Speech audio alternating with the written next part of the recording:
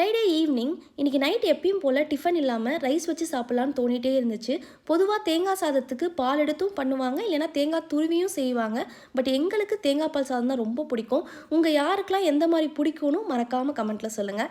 இதுக்கு ஃபர்ஸ்ட் குக்கரில் key and oil ரெண்டுமே சேர்த்துட்டு ஹோல் ஸ்பைசஸ்லாம் போட்டுட்டு வெங்காயம், பச்சை மிளகாய், கேஷ்யூஸ், ஜிஞ்சர் கார்லிக் பேஸ்ட் இது எல்லாமே ஆட் பண்ணி நல்லா பச்சை வாசனை போகிற அளவுக்கு நல்லா வதங்கினதுக்கப்புறம் புதினா, கொத்தமல்லி இது ரெண்டுமே கொஞ்சம் கொஞ்சம் ஆட் பண்ணி போட்டு நல்லா மிக்ஸ் பண்ணிக்கிட்டேன். ஆல்ரெடி ஒரு 10 மினிட்ஸ்க்கு முன்னாடியே பாஸ்மதி ரைஸ் ஊற வச்சுருந்தேன். ஸோ அதையும் ஆட் பண்ணிவிட்டு 1 கப் ரைஸ்க்கு 1.5 கப் தேங்காய் பால் அப்படின்ற கணக்குக்கு ஊற்றிக்கிட்டேன். தேங்காய் பால் வந்து 1ஆம் பால், 2ஆம் பால், 3ஆம் பால் அப்படி கூட எடுத்து ஊற்றிக்கலாம். ஃபைனலாக உப்பும் செக் பண்ணி ஆட் பண்ணிவிட்டு கொஞ்சம் கொதிச்சு வந்ததும் 2 விசில் விட்டு ப்ரெஷர் குக் பண்ணி எடுத்து ரெடி பண்ணி வச்சுட்டேன்.